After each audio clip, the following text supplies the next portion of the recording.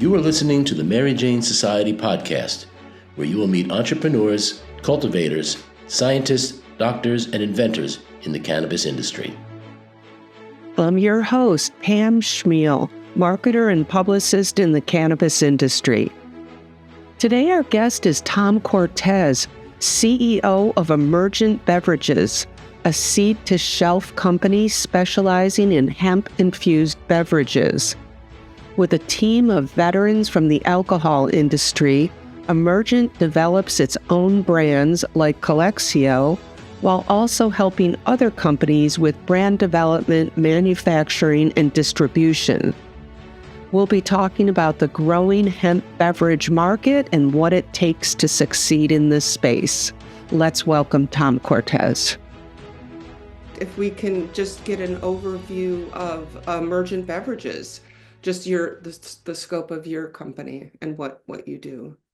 Sure. So Emergent Beverages, I founded the company officially founded it in May of 2020, but I really kind of started the business, started looking at just the whole non-alc, non-infused, non-active category, mocktails, basically. In 2019, I kind of saw what was, I wanted to start kind of my own business. I'd been in the alcohol industry for 30 plus years, started my career with Gallo and worked for distributors like Young's Market Company and have worked for different brands in the wine business, also in the beer business. I kind of went from wine with Gallo and Young's to the beer industry, started with a craft brewer called Widmer kind of brewing company out of Portland, Oregon with Kurt and Rob Widmer.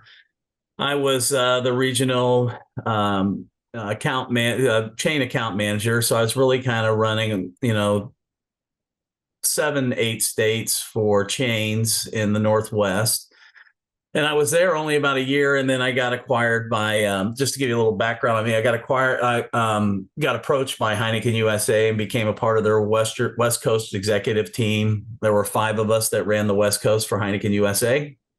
And spent about 8 years there, different functions, did that for a while, then became the Safeway National Account Manager for Heineken, was responsible for Safeways across the country, about 20 states, and it was 3 Heineken regions that kind of overflowed into that at that time. They were the largest player in the kind of grocery channel at that time. They had about 2,400 stores across 20 states. So that was kind of my background. And then, I worked for Chateau Pasternak Wine Imports, which was Chateau Lafite, Mondavi, CK Mondavi, did all that. But saw that in the market, and I want to start my own business. I saw what was happening in Europe, what was happening in Australia, New Zealand for non-alc spirits and mocktails, and decided to get into the space and formed Emergent Beverage Company. And then did that for a number of years, grew. We now have the number 3 non-alc brand in Total Wine & More nationally called Beckett's, which is a publicly traded company out of Canada. And then kind of saw in the THC category, started seeing that really kind of show its kind of potential in about 22, kind of is when I really saw it. And I was working with 10 Leagues, like I said, and they were in the cannabis rec space in California. And Doug Fulton, I don't know if you know Doug. I know the name. I've seen the name pop up in the beverage space. Yeah, he had started a company called the Brand Accelerator, and he wrote a book called Grow, and it was about taking basically what we call basically an idea, and how do you go from an idea to the shelf? So we like to call it from like seed to shelf, right? From the actual product itself, grown in the ground, all the way up to how do we get it on a retailer's shelf. So he had written that, and we were in close contact. And then I said, you know what, I want to expand this business and really get into this category, but I'm going to need partners to do it right. And so Doug and I started talking. Doug came on first, and then We actually knew that we had to develop a nonprofit organization across the U.S. that was really focused on this category. And so there were 8 people on an original call. You had Breck Speed was representing a brand called Lark. Keith Lacewell, who was also representing a brand called Lark, and myself, Doug Fulton, David Lackner, who is now the chairman of the Hemp Beverage Association. If you're familiar with the HBA. I'm not, but the Hemp Beverage Alliance, basically, is what it called, Hemp Beverage Alliance. And a couple other people were on that, but four of the partners now in Emergent were on that original call, and we actually formed the Hemp Beverage Alliance. We were one of the original founders behind all of that. We've since kind of left that organization, and we started something different, but that's how I got to meet kind of Breck Speed and Keith Lacewell, saw kind of what their attributes were, and felt it was a really good fit for Emergent, with Breck being the former CEO of Mountain Valley Spring Water. I saw that as an opportunity. He could run the back of the house. And with Keith, you basically had his contacts and over 40 years of beverage industry experience, working with companies like Walmart. He was the category captain for the new age beverage category back in the day with Sobe Water. He worked for Snapple at the time, and Snapple and all of those beverages, and kind of grew that category for Walmart. It's also worked with 7-Eleven, done other stuff internationally, started his own businesses, etc. And then our fifth partner, which is Michael O'Donnell, who used to work for August Bush III's organization, worked at Anheuser-Busch for about 18 years, was also an AB wholesale general manager, Nestle Water unit manager, and then ran sales for Mountain Valley Spring Water for about 8 years. And that's how we came to know him, because Breck knew him. And so we formed Emergent Beverage Partners, and basically started curating brands from around the U.S. and probably went through about 300 different products and looked at the taste profiles, and we created a portfolio of brands that, number one, didn't overlap in taste profiles, had their uniqueness, their own kind of brand messaging and all of that, and kind of brought them into the fold with Emergent. And that's how we kind of created Emergent. And then, brands that we represent are everything from we have Bolt infused iced tea, because you have on here, and the brands, that we work with. So Bolt teas, infused teas, Calexio, which of course won BevNet Live back in 2023 with Calexio. Crooked Beverage, which is out of Minnesota. The owner of that company is Ryan Winkler. He's the former majority speaker of the House in Minnesota, and was an integral part of crafting the legislation that's currently in place in the state of Minnesota. And then, of course, he was not reelected, and then got into the space on his own with Crooked Beverage, and he's now the CEO of Crooked Beverage, and owner of Crooked Beverage. So, and then we go through Elevado, Hector's, which is out of Louisville, Happy Flower, which is now part of Tilray Brands, right? Which is part of their Tilray Wellness division. We represent their brand. And then we also have Hop the Wave, which is out of Maine, Lark, which is out of Arkansas. And then we have Long Coast out of Maine as well. So, and we've added some others. We've just added another brand called Powered by Plants, which is out of the Texas area, more focused on the spirits and shot side of things.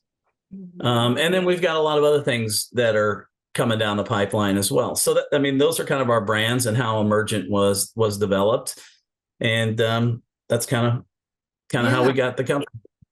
What do you think the risk factor is for you as a company if the hemp, loophole gets removed, or, I guess you haven't invested in companies, you're distributing these brands. So it's not like you've invested money in all these brands.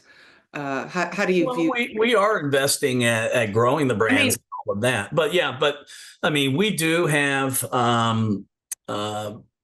we do have stake in the game, so to speak, with all of the brands, not only from an upfront revenue perspective, but a back end revenue perspective. And we've done that in a pretty unique way, which doesn't dilute the value of the companies in which we represent in terms of equity. We want them to make sure that they maintain their equity for investment opportunities, when they're speaking to bankers or investment opportunity, companies that are looking to get into this space. We have not taken, equity out or value out of the brands. We've left that intact, but like I said, we have a mechanism in place that we uniquely use to show the value of the brand. If we grow the brands and scale them to the point where they're sold to another entity, we basically benefit from that on the back end. Right. Well, just having you guys as a partner is a lot of value as well. So having the distribution in place and as reputable as the team that you have. So yeah, we would like to think so. Okay, so you're not viewing getting into the hemp beverage industry as like you're not losing sleep at night over the risk that things might shift and pull the rug from everybody. Well, basically. we're unique in the sense that, as I talked about earlier, on the non-alc, non-infused side, we actually have two channels of beverages. We have the non-alc, non-infused, and we have the non-alc infused, right? Hemp-infused beverages. So our business model, we have, the non-alc, for instance, mocktails, NA cocktails, whatever you want to call them, or spirits. We're invested in that, and that's not going anywhere. Right. And as a matter of fact, we're expanding that reach pretty quickly. We are working with Total Wine on a national basis on this. We are working with now HEB. We're doing some stuff. We're doing things. We just finalized our agreement and got everything set up for where all of our non-alc beverages will be available on Walmart.com nationwide. Yeah. So that's a step they're going in that direction. Yeah. So we want to make sure that, if someone's looking for a quality non-alc product, that they have access to it across the U.S. As we grow and scale and get into DSD and those type of things. So, so we're doing that. We're doing things like that. And then with other retailers, we've been in, some pretty lengthy discussions for months and months, and to really do this right and work with their teams behind the scenes, on the THC side, working with their legal departments. I mean, we do things. We have a group called Whole Law Partners, which is our legal entity that we partner with that vets, every state, and making sure that we're 100% compliant when we roll out in any new market. Right. Because as we know, it's all different in each one. I just want to go back to what you said earlier, which I thought was kind of interesting, that you said that I think Australia and other countries when you were first spotting the non-alc movement outside the United States.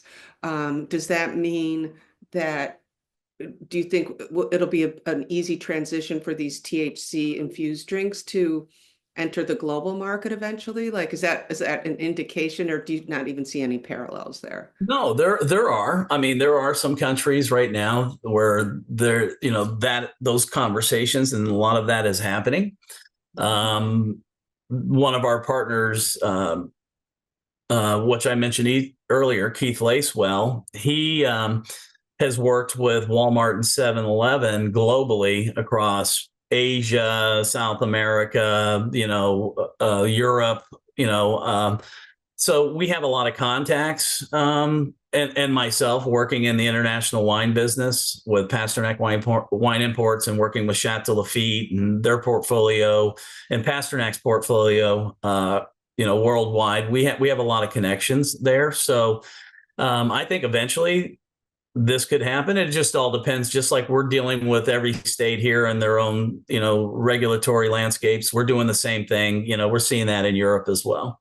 And then you've got like Tilray brands. Like I said, they're Happy Flower for Tilray Wellness. They're already doing medicinal cannabis in Germany and other markets. And so, it's starting to happen internationally. Yeah. Okay.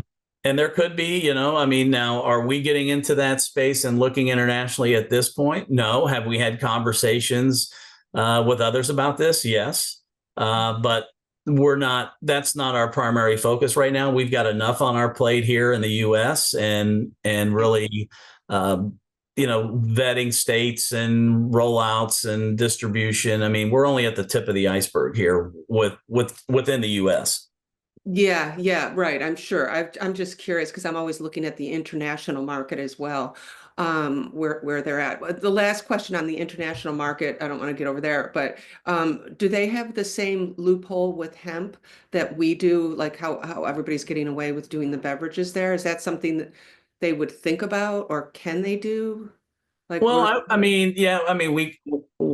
we call it the loophole, which it wasn't originally intended, but each country is, I'm sure they're looking, their health departments, their regulatory landscape, who's regulating alcohol, those type of things. I'm sure they're having conversations about this because they see what's happening. I mean, we follow what's happening like in the non-alc cocktail world in Europe. It started there and really kind of gained steam. And so I'm sure they're looking just like the same at us and saying, well, what's going on in the United States? And what are the categories that are growing? And they're seeing hemp THC beverages, and they're looking it up. Yeah. Yeah. I'm sure there's a lot of conversations going about this yeah. Yeah. Okay. Yeah. Of course. Yeah. All right. Just curious about that. So I guess to get to the meat of everything, what we really, what I was thinking of is, so if there was a brand that was just starting out, building their beverage brand, like I know in every different industry, like in CPG, whether it's clothing, toys, any sort of manufacturing, there's a specific path to distribution, that you would need to follow. You don't need to reinvent the wheel. I'm thinking like I used to manufacture toys actually. And there is a path that you take, which is the trade show path. You go to the trade shows, you pitch to the buyers, and that's where you make your sales. But so I'm wondering if you were a beverage brand, do you specifically go through distributors? Is this the path, or are there trade show paths, or does somebody come to you to, is this, or do they go knocking on the doors? So just if you could just give an overview of how somebody entering this space would think about the path to I mean, there are a lot of ways, it's just not the 3-tier system. There's direct models, where you can work directly with retailers. There's 4-tier, there's different ways you can do that, be a part of that. But I think, it all depends on the company, what is their, I guess, the type of capital that you have to support scaling, growing, those type of things. If you're a small guy, maybe working, looking at things kind of regionally and saying, look, let's just focus on our home market first. You see a lot of the craft brewers, independent craft brewers now getting into this space because they realize, if you look at the trends on craft beer consumption, if you look at, even alcohol and across all alcohol, you look at wine or spirits, they're having some challenges right now. Right. And so a lot of these smaller brewers are saying, well, hey, we're seeing the growth in this category too. We need to get into it. And so, you start to get it. There was just an article, I think an interview done recently of a company that, that was a craft brewer for years in the Houston market and Texas in general. And they were acquired, and now 40% of all their sales are THC beverages. Yeah, And I'm reading that more and more now. I'm definitely reading about the brewers, a lot of brewers coming in, right? yeah, and so, but there's always still, I mean, it plays in every category, local, homegrown stuff. I mean, people, that still resonates with consumers. Um, and so if you're really kind of starting out in this, and depending on where you fall in the scale of things in terms of capital available to grow and do all of those things, that should really dictate kind of how you want to launch a brand, right? I mean, sometimes going small and expanding out is the best way to go, because you get a lot of key learnings, right? On a regional level, you can get your strategies right. Do you have any branding issues? Those things you can make tweaks to, make tweaks to your selling strategy, your go-to-market strategies. All of that stuff is much easier to do in a confined environment than in something that's much larger. So, and honestly, that's really kind of how we started out. We wanted to kind of see, take a look at our strategies, look at our brands. We've made tweaks, we've made some adjustments. It's an ongoing moving target, and we feel we've been successful in that so far. Okay, so that's your strategy. Okay. Yeah, it just depends. For us, I mean, our whole business model is a little different. We do everything from seed to shelf. So we have an advisory affiliated company, the Brand Accelerator I mentioned. So brands looking to get into this, we have those services available to them to be able to say, to help them kind of through the process. We have an affiliated company called Farmington Research, of which Breck, our partner, is owner in. We actually make the emulsions for a number of our brands, and then we also make the emulsion for a lot of brands we don't represent. And then, we have co-packing manufacturing partnerships all over the country. We like to produce where we sell to take the back end costs out, transport, freight, all of that stuff. And that's how we're doing. But if you're a startup brand, there's a lot of ways to approach it. But I think, being targeted and more regional to start is probably a good idea.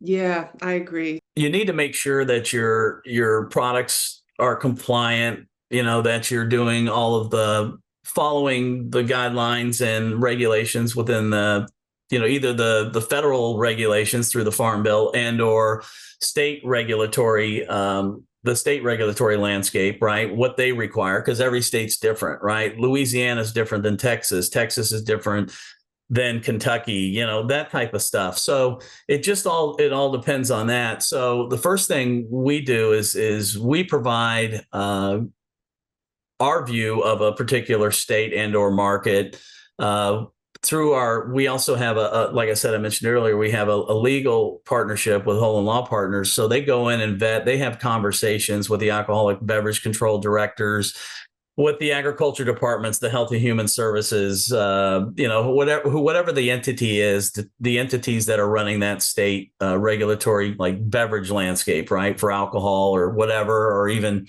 agriculture departments. We have conversations with them and make sure we understand the regulations within that particular state, and make sure that our brands, our approach is all compliant with that. We've gone into markets and pulled out of markets because the regulatory landscape has changed, or just things have changed or are no longer legal, or gray areas. And we're trying to not play in those gray areas. We want to play in the green areas, where we know, we have some legs to stand on, right? That we know. But that all changes. I mean, we saw what happened in California, right? I mean, we went in there, we were compliant. We waited actually 4 or 5 months after a lot of people went in. Oh, Yeah, but we waited because we felt there were some things that we needed to kind of fix on our end to make sure we were 100% compliant with the regulatory landscape in California. We did all of that. We launched, of course, with GoPuff Bevmo and also Total Wine in the state. And then, of course, Gavin Newsom basically shut all that down.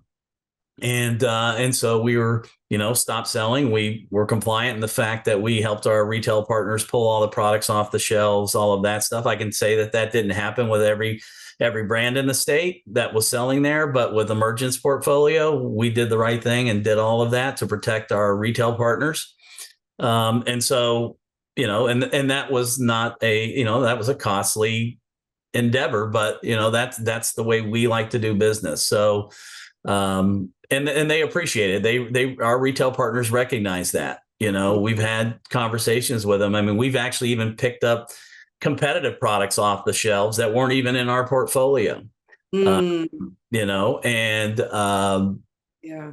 And so we've done that as well. But in terms of I guess the regulatory landscape, it all changes. So we're just trying to be above board on everything that we do. How do you convince a brand or a retailer to take your brands on? I mean, you're competing with a bunch of other portfolios too. So what is it that they want? Like, okay, like marketing dollars. What's gonna make them go stop and look at your brand? Or what can you do? Is it offering? There are a lot. I mean, I'm not going to share how we approach it, but I think there are a lot of, if you've been in the beverage industry, I mean, most people understand kind of the steps and the processes that take place with, a national or a regional chain retailer, right? Or even on-premise accounts, whatever. But, I think it's having a clear vision of your brand. Where does your brand fit within kind of like when we look at when we curated our portfolio, we looked at kind of building it so we didn't have a lot of overlapping products, right? We don't need 6 lime margaritas. We don't need all seltzer, right? And that's the other thing. I mean, most of the category, if you see out there, and I mean the majority of it, is a seltzer-based products because frankly, they're the least costly to make. They're the easiest to make. If some of the products we use have to have tunnel pasteurization, not all manufacturing facilities have those capabilities. And most of our brands are, higher quality, premium, super premium products. And it takes more in the manufacturing process, costs more in ingredients, those type of things.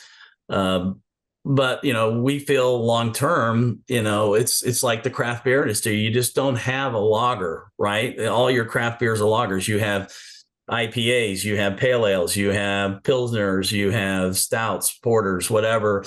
Well, we're the stouts, the porters, the IPAs of the world. We're not just a lager, or a seltzer-based product. Now, do we have seltzers in our portfolio? Yes, we do. But ours are a little more differentiated than just THC and CBD.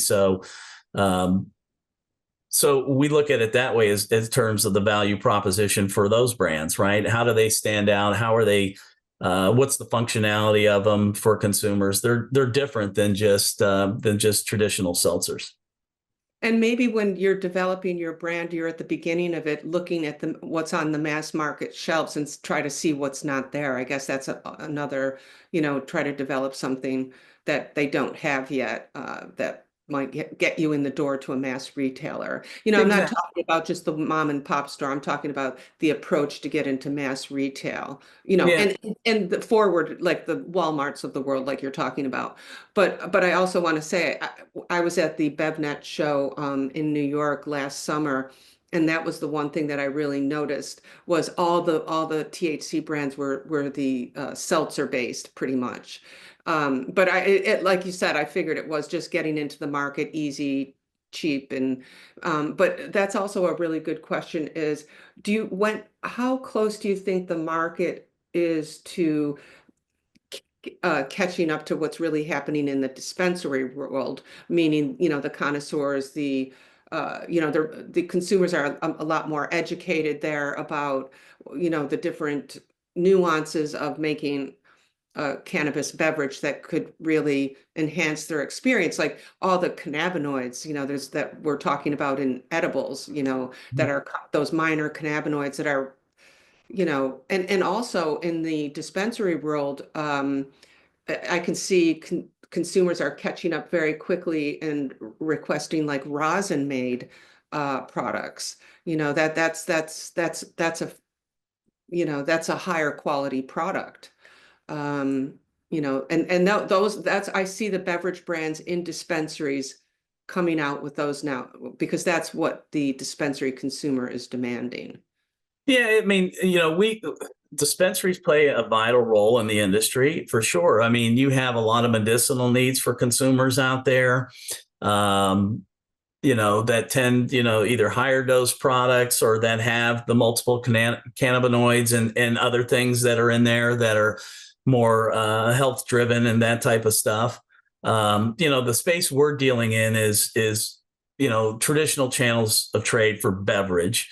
And so what we're trying to do is offer a quality product that has, better attributes, we feel better attributes than alcohol in terms of if you're looking for a psychoactive effect. We feel that, hemp-derived THC beverages are a better option for consumers, from a health perspective. Of course, we can't say that on a can, but, there's starting to be a lot of science that's coming out that's supporting this. There's just so many more benefits for it. I mean, the way we look at it, and kind of just in layman's terms, it's like, let's just say you're an unfortunate person that's going through fighting cancer, for instance, right? And we talk about the medicinal space.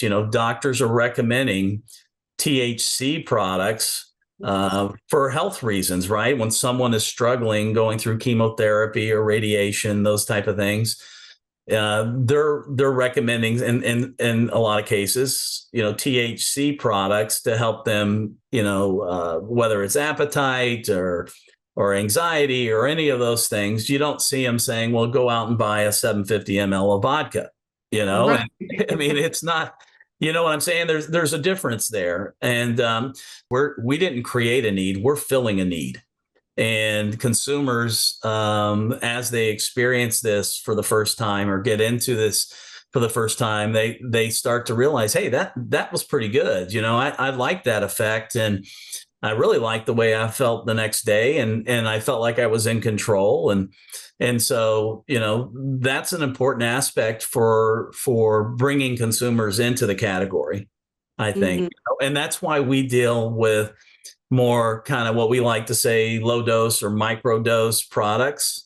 I mean, if someone's trying these for the first time, we want them to have an uplifting and great experience with these. And I think if you were getting into this for the first time and you had a 50 milligram beverage or something like that, I think that experience is not going to be what we intended it to be for that consumer. And so, we're really focused on kind of lower dose, micro dose, sessionable products, just like if you had a glass of wine, a beer, or a cocktail. Yes, I agree. Even though, and when I was making reference to the dispensary trends in beverages, yes, they are the high dose there, but I'm talking more about the evolution, the innovation in the extraction process and things like that. But anyway, yeah. So just because looking at what people are going for in the dispensary, I think is an indication of what's going to happen in the future once the regular market catches up in a way. Yeah.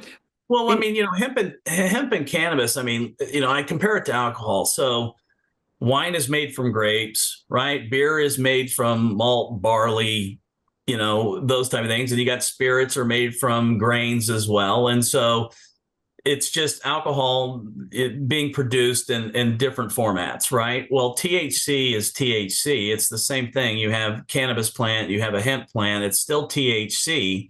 I think eventually, somehow, down the future, I see these two merging together, where you'll have regulatory landscape that's just THC, whether it comes from hemp and or cannabis, and that is I think where a lot of people miss the connection, right? This is opening up, especially for those in the cannabis industry. This is exposing more consumers to THC products, and it's educating them on a lower. Now, will they eventually go to a dispensary? They might, right? They might, once their knowledge and education and all of that stuff, they might be playing in THC in different formats, right? Gummies, Right. tinctures, beverages, whatever. But I believe, this is, when the woman executive, or the construction worker or whoever experiences these low dose products for the first time, it kind of opens their eyes and they become educated. And by doing a micro dose, it's exposing them at the lowest level possible, is where we're trying to go, and educate them on the field. It's like anything, when you first drinking alcohol, your first experience with it might be different than someone who's been consuming for 20 years, right? So that knowledge base needs to be developed and educated, and we're playing a big part in that. We're creating professional made videos that we just released, that talks about, it educates the consumer on this stuff, educates the distributor on this, and so we're really trying to take a leading role in doing that. That's great. No, I agree. And it's one of the reasons. It's like the love-hate relationship with the hemp industry, meaning, those in the the cannabis side, Yeah. it's because of all the bad actors that are out there flooding, Chinese made vapes, God knows what's in those vapes and things like that, that are flooding these convenience stores. So, but that's a good point, because it's really, it's normalizing cannabis, and that, in the mass market, that might lead to sales in dispensaries and just open up the whole market in general. So Yeah. yeah, it's that But love. we're one of the most visible, consumer goods on the planet. I mean, based on the regulation. So one of the things we do, a lot of brands are just doing basically a potency test. We do 5-panel testing through third-party FDA regulated laboratories, right? So we're doing potency, we're doing microtoxins, microbials, pesticides, filth and matter. All of that stuff can be seen by scanning a QR code on the back of our products. And That's what and it should be. exactly. And so as a consumer, you could be sitting right there in front of the product, scan the QR code, go to the third-party laboratory test. It shows you everything in there that's passed, or if it hasn't passed, it shouldn't be on the shelf. So and everything that we do, all of our products are passed. We also look at the potency levels, right? It's hard to get exactly, if you say you're a 5 milligram beverage, to be 5 milligram, to actually be 5 exact milligrams, but we kind of look at a 10% variance, right? We look at, is it anywhere from 5.5 to 4.5, and there's reasons behind that in the science and THC and how it interacts in a beverage, and cans and those type of things. But we really stay within those, and a lot of retailers are now requiring that your Oh, potency levels are within that variance. But it also depends on, that's from a retail perspective. But if it's a regulatory issue like Louisiana, if it's 5 milligram is the cap, you have to be 5 milligrams or below. You can't be 5.02 or 5.5. You got to be within that, 5 milligrams or below, if that's what you're saying is on your can or on your products. well, right. I mean, of course, a company like yours, is leading the way in this. It's just all these other bad people out there. Yeah, I But mean there are, you're but setting the we're starting to see a lot of that. I think as consumers become educated, as the industry grows, there's other, there are a lot of, we're just a small part of this, right? And Yeah. so, but if you've got a lot of small parts doing the right thing, as consumers become more educated, those products are going to fall by the wayside.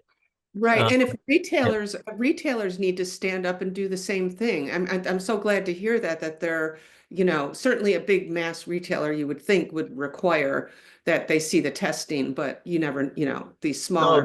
they are requiring those before they authorize a product within it. I mean, I think if you're really looking to, we talked earlier about how you're getting into the space, it starts with safety, right? Because Of uh, course. that's what's most important. And then of course the beverage after that and profitability after that and all of that stuff for your business. But safety first, that's what we encounter. So everything we do is safety first, making sure that our products are what we say they are. And if they're not, then we don't put them out there. So we're trying to be, just like in the alcohol industry, we're doing everything crossing our T's and crossing our T's and dotting our I's, and that's what we do.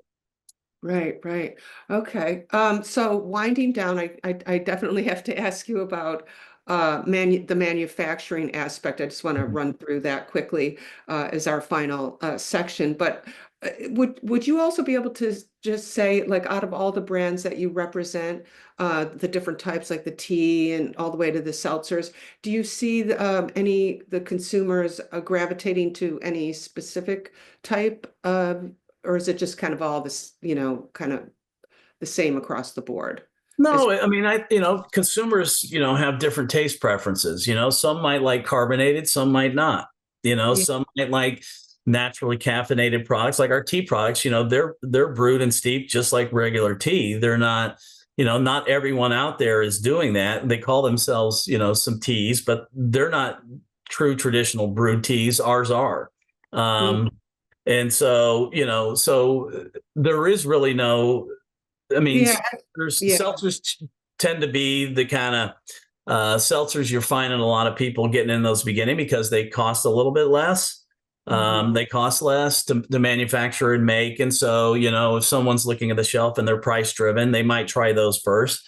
But then there's other consumers that are, it's a Friday night and, I'm making tacos at home and I want a margarita, but I don't want an alcohol margarita. I want either a non-alc margarita or a THC hemp-infused margarita.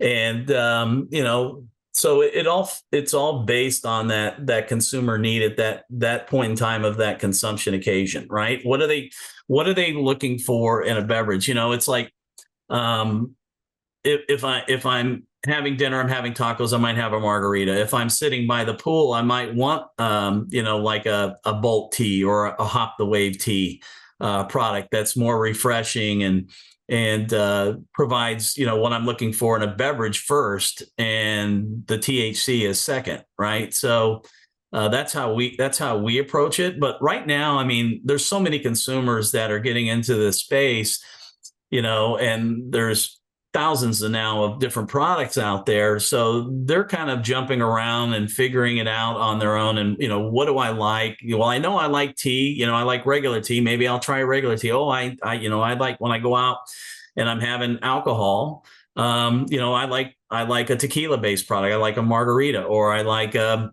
Moscow Mule or whatever. And we have all those available. And fruit-based products, something that's lighter but has real fruit in it. I mean, we have all of that. So Yeah. consumers are jumping around, trying different things, and we've really stepped up our tasting program in the retailers in which we're selling, and getting liquid to lips and letting the consumers really try these products for the first time, and getting, and educating and getting an understanding of what that experience would be like. What's the onset, what's the offset, all of that stuff. But yeah, consumers are jumping all over the place right now, and really kind of experimenting in the category. Yeah, okay. I'm excited to see the spirits category, the infused spirits category take off. Like, again, I don't want to eliminate alcohol out of my life, but I do enjoy a vodka on the Yeah. rocks. And I would love to, I'm dying to try an infused one and replace that one time. Anyway, just Well, we have a product that's coming out that we have that of a new client called Powered by Plants. They create a THC vodka product in a spirit based bottle. We'll offer those in your standard bottle format, and then we also have shots available. So if somebody just wants to try it for the first time before investing in something that's that's a substantial, cost to them. We have those options available as well. Oh, like the airline bottles, you mean? Exactly. Yeah, little 50 Oh. mLs and things like that. Yeah. So, Oh, I didn't even think about that, but because that's so interesting because, shots are like one of the between beverages, drinking something and doing the shots, which are big in dispensaries. Um, are second leading behind beverages. So I was wondering how that would translate or if that would even be appealing in mass market. But in the version of an airline bottle, which we're used to seeing, that might really work. And then, like you said, let them just try it. Like, okay, let me try this vodka on the rocks. That's really THC infused. Yeah, that's not every manufacturer is the same either, right? So you need to, do your due diligence on that. And how do they, like one of the things Emergent does, Breck Speed, our partner, he built 3 co-packing manufacturing plants. He built a PET plant when he was with Mountain Valley Spring Water as the chairman and CEO there.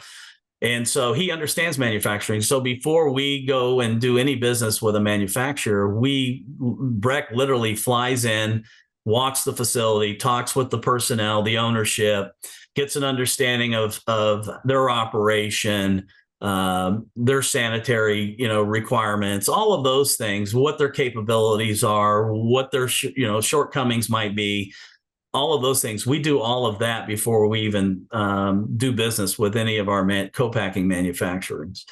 Now if you're a small craft brewer, you have equipment and things like that. You might have to make some changes to your manufacturing capabilities and processes and all that stuff to do this. But if you already have the facility, then by all means, if you have the capital to make those changes and do the right thing and do that. I mean, that's a good thing. If you have those capabilities, you don't need to go through co-packing manufacturers in the short term when you're producing like we talked about earlier, on a local level or a regional level. But as you scale, if you want to go national, there's a lot of costs. If we're producing in California and shipping to the East Coast, that's a lot of cost, that you're incurring in terms of transport and warehousing and everything else. So that's why we have a network across the nation. We like to produce where we sell to take those back end costs out, and so we've taken that approach. The other thing is when you say how do you build a brand, how do you go to market? I mean, there's lots of ways. I mean, we're taking in the THC space, we're taking the 3-tier system model and growing it that way, which means we have to have we have a national 3PL partnership, which basically they warehouse and transport to our either to our direct customers, but most importantly to our DSD customers, direct store delivery customers, our distribution network, so they can go to Jake's Liquor or Sam's Bar or whatever, and so they're really focused on that. And then they also execute the Total Wines of the world and those type of things, and deliver and merchandise and do that in those retail establishments. It's basically your portfolio of brand. You have a portfolio of brands that your company is selling and manufacturing. You're just doing the whole process from. We're a one-stop shop. We like to say from seed to shelf. So, that's what you said. Okay. From seed to shelf. That's where Emergent, and we do everything in between. So all of those steps in the process to get a product from an idea to the shelf, we do all of those and everything in between. So we do, advisory. We have an emulsion company. We have a 3PL national logistics partner. We have co-packing manufacturer partnerships across the country. We have a legal team that does the regulatory aspects for us by state and on a national level. We have our experience when relationships with headquarter, like national retailers, with regional retailers. We have, we have our distributor partners that warehouse and deliver to general market, on premise, regional chains, all of those things. So we've put the whole infrastructure together and literally did it in about 6-8 months, and have expanded. And now I believe by the end of Q1 will be in states. How how many states did you say? 15 states. 15. Okay. Yeah, 16. Oh, 16. Sorry, you froze Yeah, there. and Okay. with tier one distributors, and by tier one I mean your Anheuser-Busch's, your Molson Coors, your Right. Mex Coors, your Lippmann Brothers. These are well established alcohol and non-alcoholic distribution companies. Wow, what a boy, somebody getting into your canopy would be very lucky. So I guess I'm not even going to go down that road. Somebody trying to pitch you their product to get into your canopy, but I just do want to. And the other thing on the manufacturing and to clarify, so the manufacturer is the bottler, I guess, right? The formulator and the bottler. Is that the correct term I'm using?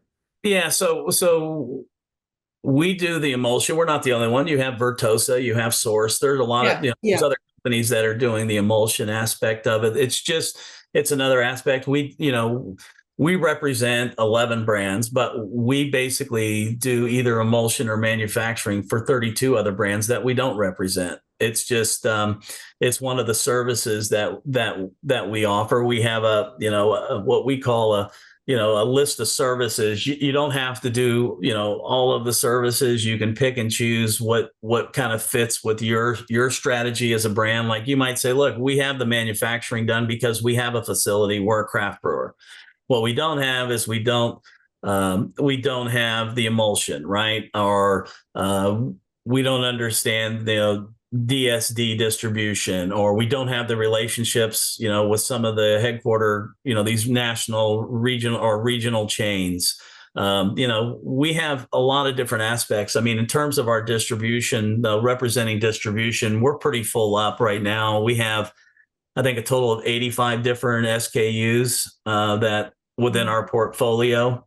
And so we kind of are full up on the distribution side, but we still have, we have resources for 3PL logistics and all of that stuff that we can provide brands and other companies looking for those type of resources.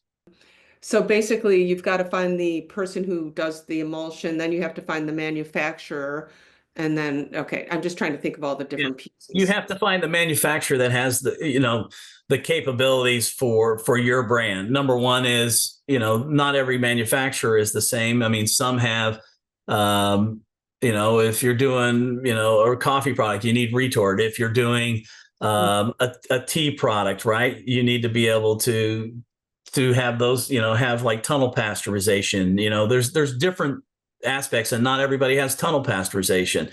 Also on the scale and costs, right? I mean, there are some manufacturers where you can do, limited runs, which costs a little more. And there's others that, you're doing 1,600 cans a minute.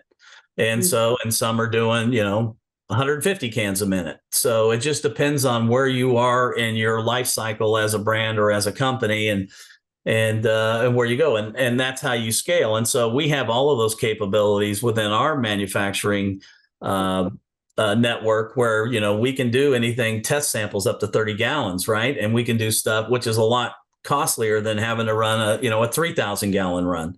And then you're sitting on product in your warehouse and you've got nowhere to sell it, and now you're trying to get customers. Whereas we take a different approach. We produce to the size of the brand and where they are at this point in time in their life cycle.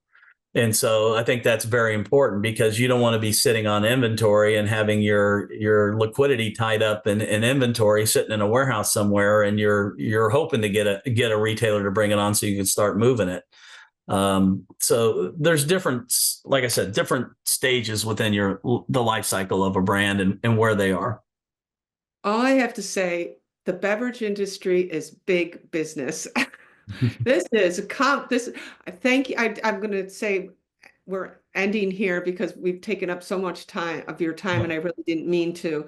But it was so interesting, and there's so much to learn. It's just a very complicated and could be very costly if you don't do it right. Well, that's why we have the brand accelerator, the advisory. We can guide you through that process, right? It's like, okay, this is what you need. These are the steps that you need to take, number one, to produce a product. And these are the steps, number two, in which to acquire a distributor. And these are the steps, number three, on how to get it on a retail shelf. And then you've also got step four, we really even talk about, which is how do you create the pull off the shelf, right? On the marketing and branding side, and resonating, and getting your brand in the forefront of consumers, where they actually walk into a store and say, oh, I saw a social media post on that product. I'm going to give that a shot. What does like a really full-blown national marketing initiative cost, like to really get something known? What would the budget be like? What, they shouldn't even think about it unless they have this budget. Yeah, that all depends on your strategy, but you do need National brand. Yeah, on a national brand. There really is, because of the state regulations and things like that, there really isn't any national brands right now. Both, we know both Wink and Breeze. They're both, great organizations. They do a good job. Their models are a little different. Breeze started out in the DTC space and really pushed that. And, Wink's kind of taken more of a brick and mortar approach, which is where we've kind of gone. But they, it just all depends on your strategy. Like I said, there really aren't any national brands at this point. And I wouldn't even call them brands, because it's more national products, right? You're really not a brand until you get a bar call or someone walks in and specifically asks for your product, right? Now you've become a brand in that establishment or that market or whatever. And so right now there's a lot of products out there. I think we're distributed in 16 states, and that's pretty substantial in the industry. And so are going to be in all 16 states, but it's just at the infancy of this. And if the federal farm bill, I think is and I think a lot of people see this, this isn't like rocket science, but I think if and when we believe when the farm bill is renewed and pushed forward for another 5 years, 5-year runway, I think you will probably start to see a lot of the bigger alcohol suppliers in the industry really take a harder look at getting into this space, just based on kind of the acceptance rates and the velocity rates and what's happening and that type of stuff. Now, just like alcohol, every state is different. They can put in their own regulations and things like that, and taxation and all of that at the state levels. And so that will be always ongoing and ever changing. But from a national perspective, we are working hard at that. But I don't think there's really any national brands. And I don't know if you can really equate to what those cost implications might be. I can tell you, just in the 16 states we're in, it's substantial if you want to go wide and deep in your distribution and availability to consumers. But for the most part, I don't really see any national brands out there right now. And that's why you have so many people getting into this space, because it's still in the beginning parts of it, and everyone wants to be that new national brand, right? And a lot of us are working hard at that. And I think within a year to 2 years, that will significantly, increased in terms of availability and distribution.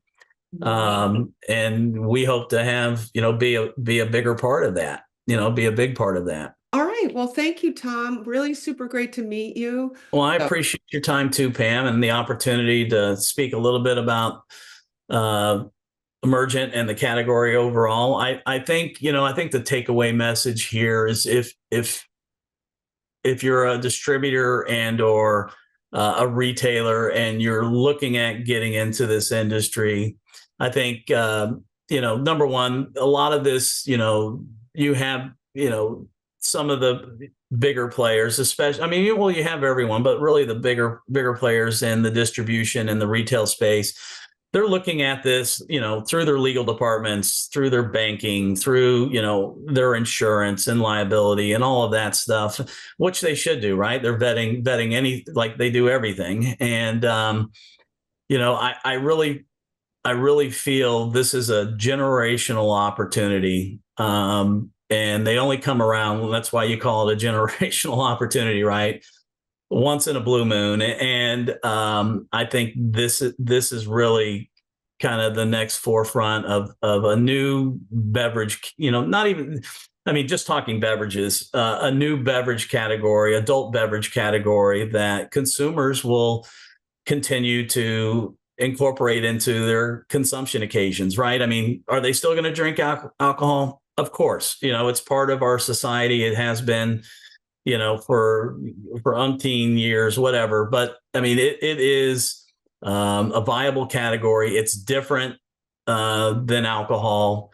It's really the first psychoactive alternative to alcohol in a beverage format. And I think consumers are, they're looking for the new age beverages. What's the next, best thing, and what's healthy and health. What is a healthy alternative, right? This is the mindful lifestyle driven category, and that's why consumers are resonating to it. They're looking for something else, or something in addition to. They can consume on an ongoing basis and feel better about themselves, and know that they're putting something that's better into their bodies. We're all doing that. I mean, I think COVID accelerated it for sure. The pandemic, people really, I mean, not so much during the pandemic, but I think when we came out of the pandemic, I think a lot of people looked at their consumption behaviors and what they were eating and how they were eating and what was in their foods, and beverages being a part of that. And it's really, I think, the next generational, it's a generational shift. It really is. And you're seeing it in the data. Everywhere you look, you're looking at trends on beverages and what's resonating, what's growing, and what isn't, The next big trend. Yeah. And I don't think this is, we've seen trends where things have come and gone. Maybe. You know what I mean? I mean, we've seen trends. It's bigger than a trend. Yeah, it's bigger than a trend, because you've had, for instance, when I worked for Gallo, I was selling Bartles and James wine coolers, and we were competing against Seagram's, right? And those were wine-based alcohol beverages. And then you saw kind of malt-based beverages like Smirnoff Ice and some of those come in. And then, we can go down the line, and kind of the latest was, of course, the hard seltzers. Those came into play.